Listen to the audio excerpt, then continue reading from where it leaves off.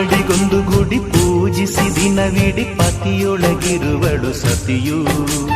ಸತಿಯು ಅವಳೇ ಮತಿಯು ಅವಳೇ ಬಾಳಿನ ಹಾಡಿಗೆ ಶ್ರುತಿಯು.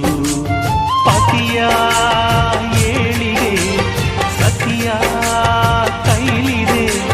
ಪತಿಹಿತವೇ ಸುಖ ಮಾಂಗಲ್ಯವೇ ಮುಖಕ್ಕೆನ್ನುವ ಸತಿಯೇ ಉಸಿರಿರು ತನಕ.